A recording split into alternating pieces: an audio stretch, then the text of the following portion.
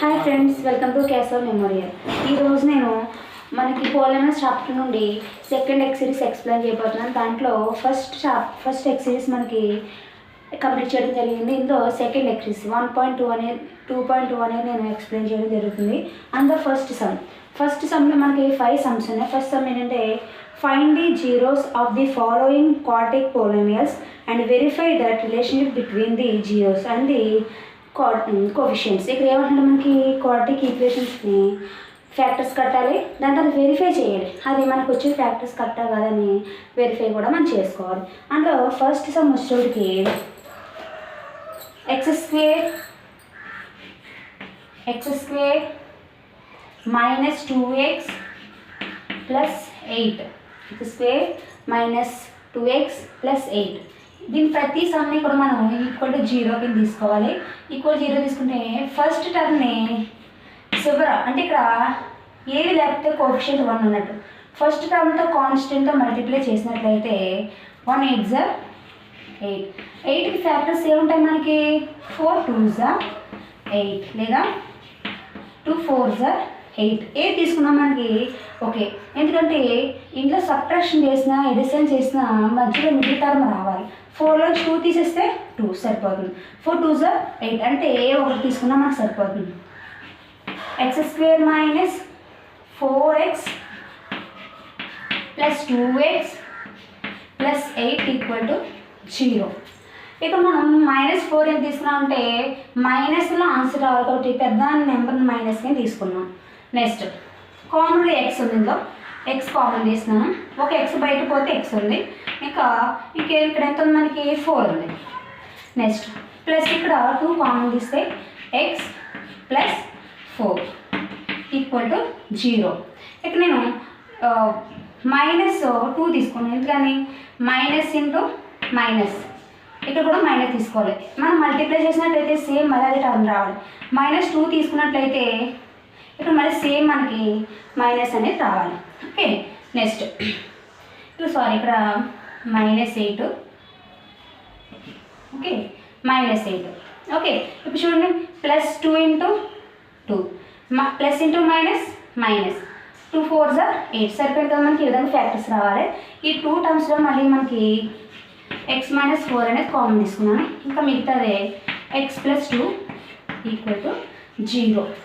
ఇప్పుడు x - 4 equal to 0, x + 2 equal to 0.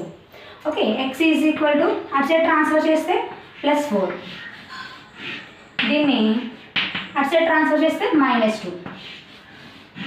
ఏదైతే X values వస్తాయో దాన్ని మనం ఏమనుకోవాలి, ఒకటి ఆల్ఫా ఒకటి బీటా అనుకోవాలి. Alpha is equal to 4, beta is equal to -2. Verification చేసుకుంటుంది, వెరిఫై చేసుకోవాలి కదా మనకు వచ్చిన జీరోస్ కరెక్టా కాదా అనేది వెరిఫికేషన్ చేసుకోవాలి. ఓకే, మనం దీన్ని కంపేర్ చేస్తాం దీంతో x square minus 4x plus 2x equal to 0ని క్వాడ్రాటిక్ ఈక్వేషన్ అన్నాం కదా. మనం క్వాడ్రాటిక్ ఈక్వేషన్కి కంపేర్ చేసుకుంటే ax square plus bx plus c equal to 0. A value ఇక్కడ మనకి 1, b వాల్యూ -4, c వాల్యూ 8. ఇది సి వాల్యూ ఎంత వచ్చింది మనకి చూడండి, ax square plus bx plus c equal to 0గా కంపేర్ చేసినట్లయితే మనకి ఈక్వేషన్ ఉంది x square minus 2x minus 8 equal 0. A value మనకి 1, b value -2, c value -8. A value b value c value వచ్చింది.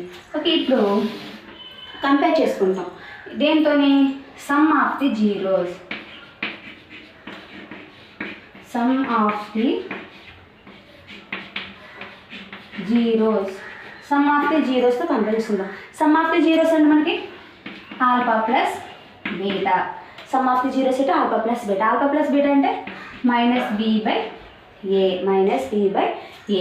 ఆల్ఫా అంటే మనకి వాల్యూ ఎంత తెలుసు ఇక్కడ 4 ప్లస్ బీటా అంటే -2 ఈక్వల్ టు బి వాల్యూ మనకి ఎంత తెలుసు -2. ఆల్రెడీ ఫార్ములాలో మైనస్ ఉంది -2. బై ఏ వాల్యూ ఎంత మనకి ఇక్కడ ఏ వాల్యూ 1 4 2s 8 minus 8 అండ్ ఇక్కడ ఎంత వచ్చింది మనకి సారీ 4లో సబ్ట్రాక్షన్ చేస్తే ఎంత వస్తుంది 2 4లో 2 తీసేసి plus into minus plus into minus minus subtraction చేయాలంటే 4లో 2 తీసేస్తే 2 plus minus into minus plus 2 by 1 ఇప్పుడు LHS is equal to RHS prove hence prove that ఇక్కడ మనకి చూడండి ఇక్కడ C -2/1 ఉంది -2/1 అంటే ఇక్కడ ఏంటది ఇది coefficient of x term by coefficient of x² term ఈ ఫార్ములా అందరికీ తెలుసు కదా ఈ విధంగా కంపేర్ చేసుకోండి నెక్స్ట్ రెండోది product of the zero product of the zeros అంటే మనకి alpha into beta minus C by A formula C అని మనకి ఆల్ఫా అంటే 4 బీటా అంటే -2 సి అంటే వాల్యూ కాన్స్టెంట్ -8 ఏ అంటే మనకి value 1 4 2s 8 -8/1 therefore LHS into RHS prove అయింది ఇక్కడ మనకి చూసినట్లయితే చూడండి ఇక్కడ -8 అంటే కాన్స్టెంట్ టర్మ్ బై ఏ అంటే కోఎఫిషియంట్ ఆఫ్ x² టర్మ్ ఈ విధంగా మనం కంపేర్ చేసుకోవడం జరిగింది వెరిఫికేషన్ చేసుకోవడం జరిగింది ఇది ఫస్ట్ సమ్ అన్నమాట మన first some next second some